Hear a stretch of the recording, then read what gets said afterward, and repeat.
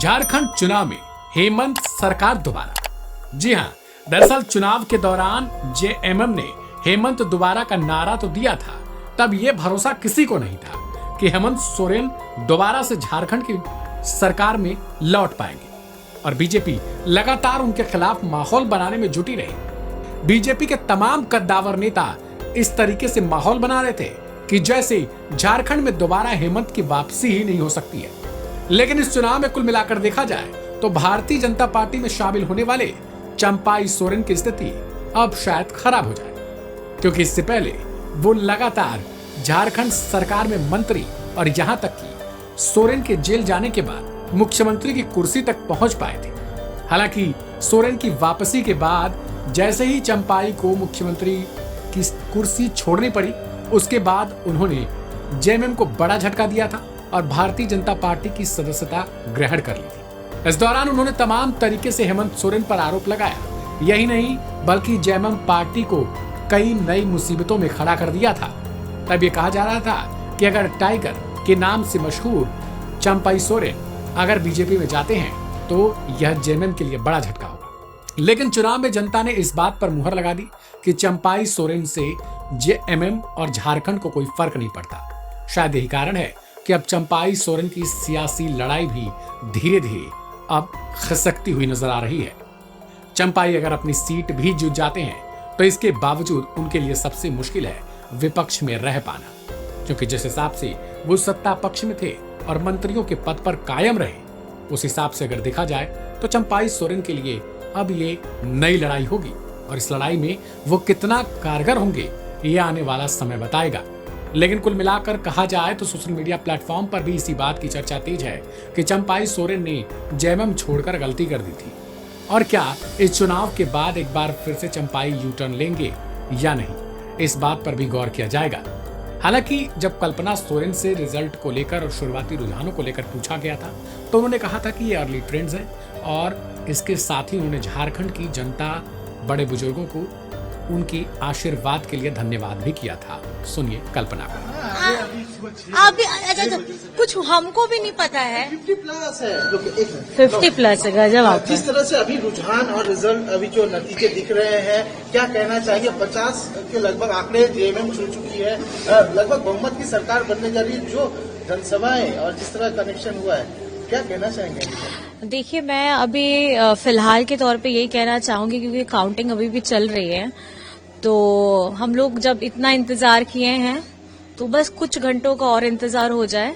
और मैं समझती हूँ कि अभी कुछ कहना ज्यादा जल्दबाजी होगी, तो थोड़ा सा वेट कर लीजिए। चलिए कोई बात नहीं, रुझान है। अब आप तो इतने देखिए 23 तारीख का इंतजार सबने किया है, और मुझे लगता है कि कुछ घंटों का, 2 से 3 घंटों का इंतजार और करिए। बहुमत के आंकड़े तो आप लोगों ने हासिल लगभग तो 41 तक। देखिए, 41 क्रॉस करते हुए 50 तक। मैं ये कहना चाहती हूँ कि झारखंड की जनता ने, हमारे बड़े बुजुर्गों ने, हमारे भाई दादा ने, हमारी माताओं बहनों ने, हमारे युवा साथियों ने विकास का रास्ता चुना है, और कहीं ना कहीं इस बार मैया की जीत हो रही है। बस मैं ये कहना चाहूँगी। आपका भी जिस तरह से कांडी विधानसभा से आप लगातार जो प्रयास कर रही थी, अभी भी जो रुझान है उसमें थोड़ा कुछ है, लेकिन क्या लग रहा है कि उम्मीद है कि अपना और भी रिकॉर्ड तो मार्जिन से आगे? देखिए, अभी कुछ कहना मुश्किल है, अभी तो पहले कुछ बोलना नहीं चाहिए।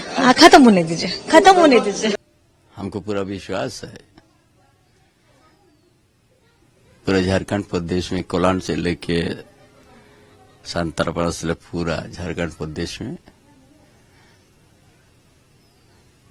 भाजपा का ही जीत है, मैक्सिमम विधानसभा में। कहीं किंतु परंतु नहीं है,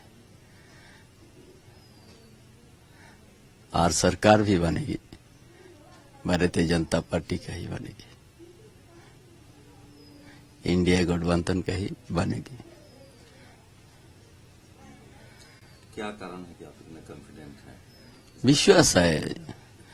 हम लोग चुनाव प्रचार के समय से ही संकेत मिल चुका है। हर गांव, हर टोला, आज शहर से भाजपा के पक्ष में वोट हुआ, भाजपा गठबंधन के पक्ष में वोट हुआ। इसीलिए आप लोगों ने बहुत मेहनत की, क्या मुद्दे हैं जिनको लेके आप इतने विश्वास में हैं कि आपकी पार्टी? देखिए, झारखंड में सबसे बड़ा ज्वलंत मुद्दा उठा है संथाल परगना में बांग्लादेशी घुसपैठ, वहां का आदिवासी के जनसंख्या घटना। जिस धरती में ब्रिटिश साम्राज्यवाद भी वहां पर झुकना पड़ा, संथाल परगना में वीर सिद्धू कान्हू, चांद भैरव फूलो जानो के नेतृत्व में संघर्ष हुआ, संथाल परगना बना, संथाल पर खासकरी अधिनियम बना। उस जगह में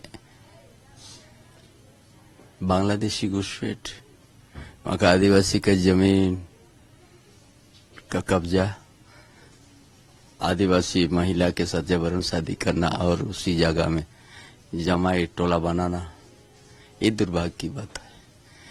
हमारा आदिवासी समाज का व्यवस्था बिगाड़ दिया और मूलवासी का भी बिगाड़ दिया। इतना तेजी से जनसंख्या बढ़ रहा है, बांग्लादेशी घुसपैठ है, ये बहुत बड़ा मुद्दा है। उसका साथ साथ 4.5 साल ऐसे काम नहीं किया। हम भी उस सरकार का हम भी अंश थे। न यहाँ आदिवासी का हितैषी का काम हुआ, न झारखंडियों के, न मूलवासी के, हर चीज। इसीलिए भ्रष्टाचार तो बहुत चरम सीमा पर कर रखा है।